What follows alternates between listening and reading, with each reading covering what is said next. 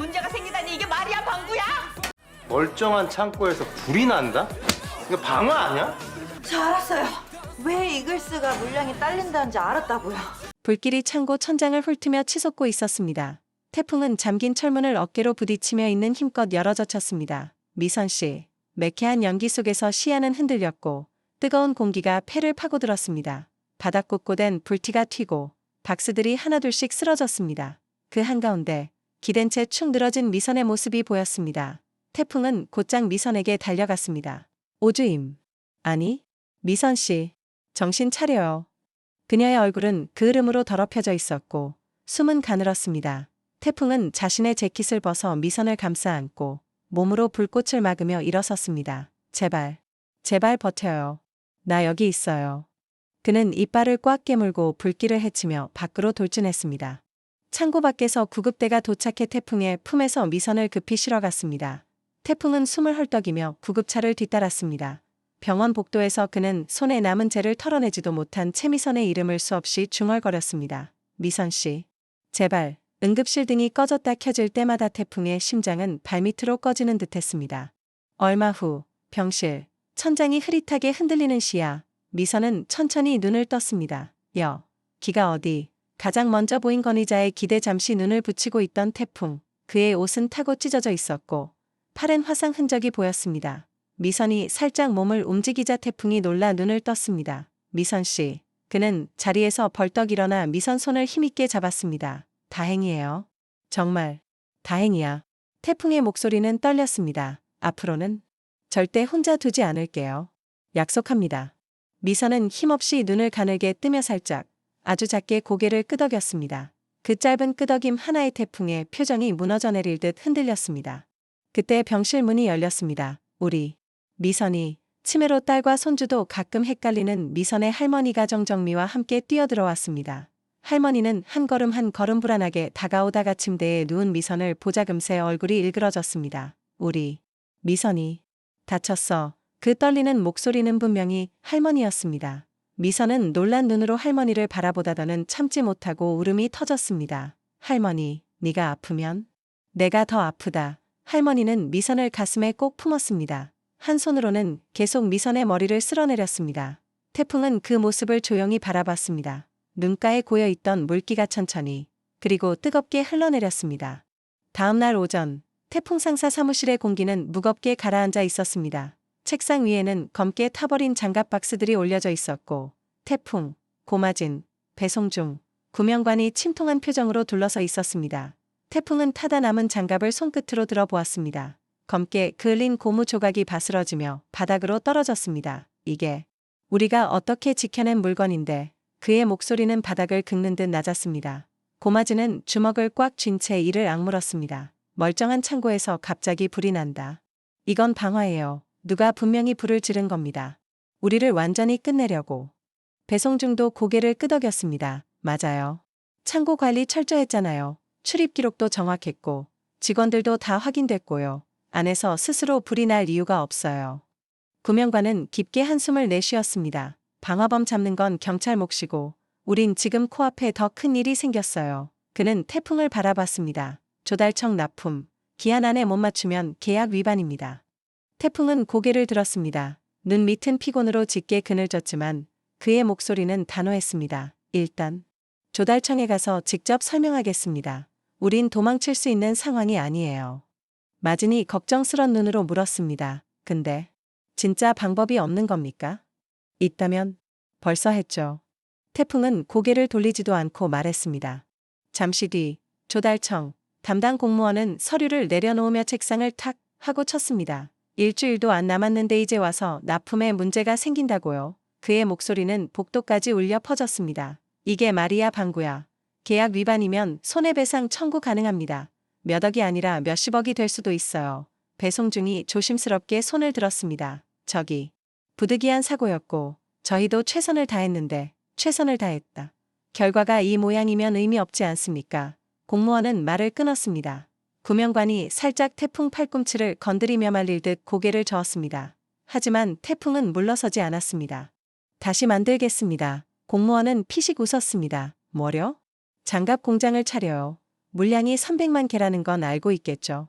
태풍은 한 걸음 더 다가섰습니다. 그리고 정면을 응시했습니다. 저희가 그 숫자보다 더 큰 파도를 건넜습니다. 시간만 조금만 더 주십시오. 공무원은 비웃음을 멈추고 태풍을 다시 보았습니다. 근거는요? 다시 납품할 수 있다는 보증이 있습니까? 사무실이 침묵으로 얼어붙었습니다. 태풍이 대답하지 못할 것을 모두 알고 있었습니다. 공무원은 한숨을 크게 내쉬며 서류를 뒤적였습니다. 일단 상부의 검토는 올려보죠. 하지만 책임을 피할 수 있다고 생각하진 마세요. 태풍은 고개를 숙이며 진심을 담아 말했습니다. 감사합니다. 꼭 해내겠습니다. 공무원은 차갑게 중얼거렸습니다. 기대 안 합니다. 조달청을 나서는 길, 고마진이 작게 중얼거렸습니다. 방해하는 놈들. 우리 회사 망하게 하려는 게 분명해. 배송중은 씁쓸히 웃었습니다. 이 정도면 누군지는 대충 보이죠. 구명관은 작게 고개를 끄덕였습니다. 표상선. 그 그림자 가오리보다 한 걸음 앞서 있었던 겁니다. 태풍은 멈춰 섰습니다. 그리고 주먹을 꽉 쥐었습니다. 그림자면 그는 이를 악물며 말했다. 우린 더 밝게 빛나면 되는 거 아닙니까? 셋은 놀란 눈으로 태풍을 바라봤습니다. 그의 눈에는 확실한 결의가 불타올랐습니다.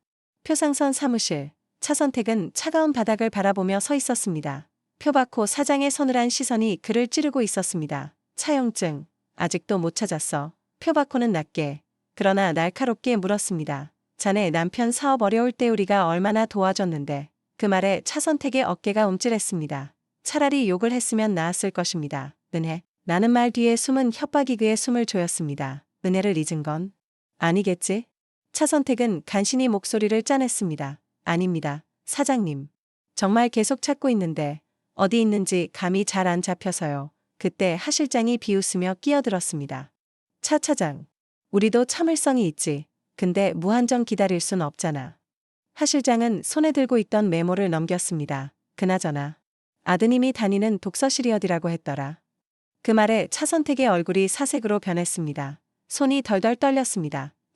제발요? 아이는 아무것도 몰라요. 아이는? 건드리지 말아주세요. 표박호는 어깨를 으쓱이며 말했습니다. 우리가 뭘 하겠다는 게 아니야. 하지만 웃음 없는 그의 눈을 보니 말씀과는 정반대의 뜻이 담겨 있었습니다. 그냥 빨리 찾아오라는 거야. 알겠지? 차선택은 숨도 쉬지 못한 채 뒤돌아섰습니다. 심장이 쿵쿵거리며 비명을 질렀습니다.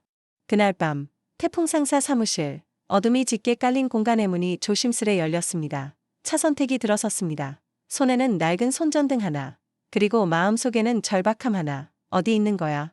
분명히 어디엔가. 그는 캐비닛을 열고 서류철을 거칠게 꺼내며 뒤적였습니다. 책상 위로 서류들이 흩날렸습니다. 당황과 초조가 뒤섞인 숨이 거칠게 들렸습니다. 왜 없지? 분명 여기 있었을 텐데. 책상 서랍, 창고 문짝 뒤, 심지어 미선이 쓰는 서류 바구니까지 뒤졌습니다. 뒤지고 또 뒤졌습니다. 시간이 갈수록 땀이 등줄기를 타고 흘렀습니다. 안 돼. 이대로 돌아가면. 그 순간 문밖에서 누군가 지나가는 인기척이 들렸습니다. 차선택은 숨을 멈추고 어둠에 몸을 숨겼습니다. 발소리가 멀어지자 그는 다시 서류를 끌어안고 뒤적였습니다. 하지만 없었습니다. 결국은 빈손. 그는 책상 위에 손전등을 내려놓으며 한참 동안 고개를 떨구었습니다. 왜? 도대체 차용증을 어디다 숨긴 거야? 강 사장님. 그의 목소리는 죄책감과 두려움이 섞인 신음에 가까웠습니다. 사무실 문을 닫고 돌아서며 차선택의 눈가가 희미하게 떨렸습니다. 그는 알고 있었습니다. 내일이 되면 표상선의 압박은 더 거세질 것입니다. 그리고 그 화살은 결국 자신의 가족에게 향할 거라는 것을. 어둠 속에서 걸음을 내디딜 때마다 그의 마음은 더 깊은 수렁으로 가라앉고 있었습니다. 다음 날 아침, 미선이 목을 곧게 세우고 태풍상사 사무실 문을 열었습니다. 다소 창백하지만 표정은 오히려 어제보다 단단해 보였습니다. 태풍이 깜짝 놀라며 일어났습니다. 미선 씨, 아직 완전히 회복된 것도 아닌데 좀 더 쉬고 와도 됐는데요. 미선은 억지로라도 활기찬 목소리를 냈습니다. 이렇게 바쁠 때 제가 집에서 쉬면 더 속상해요. 전 여기 있는 게 더 마음이 편합니다. 말은 씩씩했지만 앉으려다 다리에 힘이 풀려 살짝 휘청.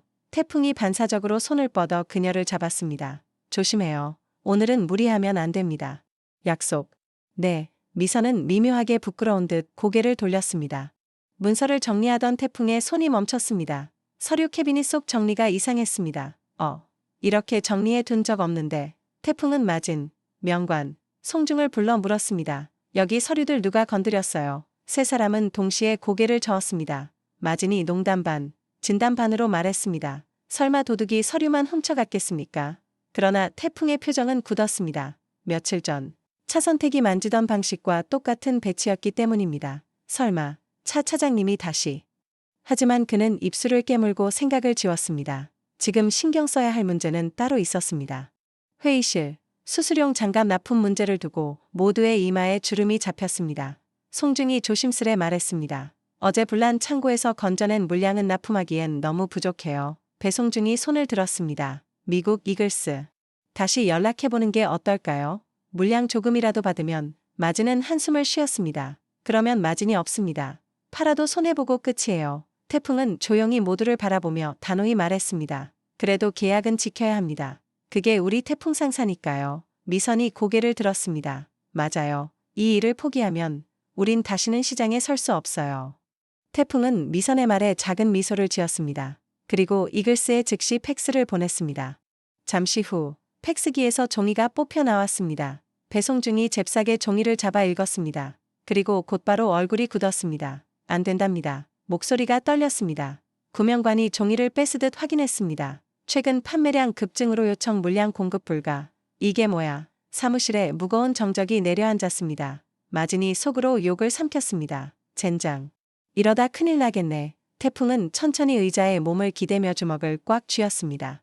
미선은 포기하지 않았습니다. 수수용 장갑을 확보할 다른 길을 찾기 위해 조달청 주변을 이곳저곳 뛰어다녔습니다. 아직 몸이 완전히 회복되지 않은 상태였지만 지금 멈추면 정말 끝이다. 그런 각오로 버티고 있었습니다. 점심시간, 근처 허름한 식당, 주문한 음식은 식어갔지만 미선의 귀는 열린 상태였습니다.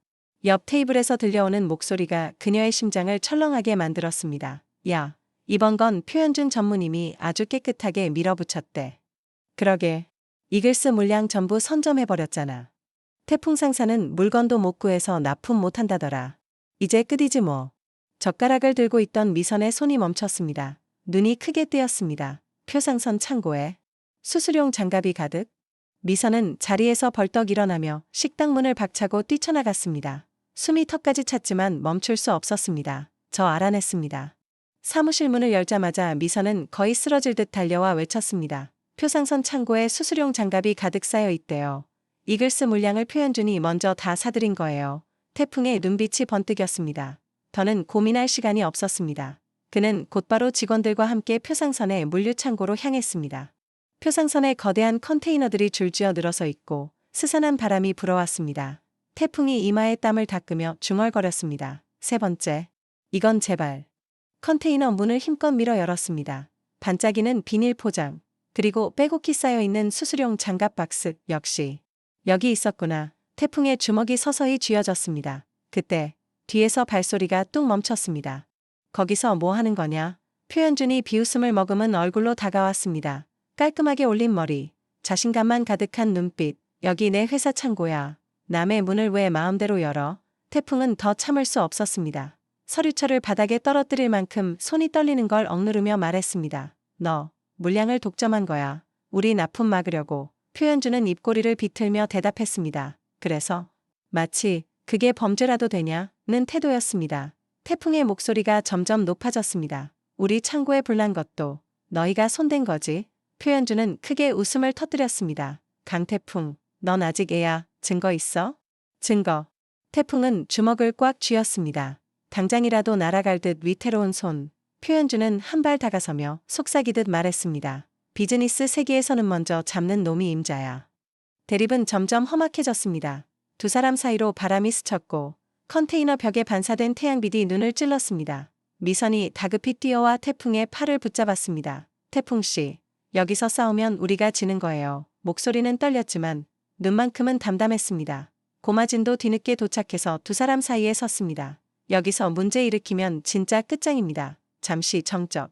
태풍의 숨이 거세게 일렁였습니다. 표현준은 비아냥을 멈추지 않았습니다. 그래, 언제든 마음 바뀌면 말해. 우리가 가진 물량, 비싸게 팔 수도 있으니까. 마치 태풍의 선택지를 비웃듯 컨테이너 문은 천천히 다시 닫혔습니다. 그 앞에서 태풍은 한참 동안 말을 잇지 못했습니다. 미선이 조심스럽게 다가와 말했습니다. 사장님, 아직 끝난 게 아니잖아요. 태풍은 고개를 들었습니다. 눈동자 속 분노는 어느새 다시 결의로 빛나고 있었습니다. 그래요. 물량을 독점했으면 우린 도둑맞은 시장을 되찾으면 됩니다. 미선은 살짝 미소를 지었습니다.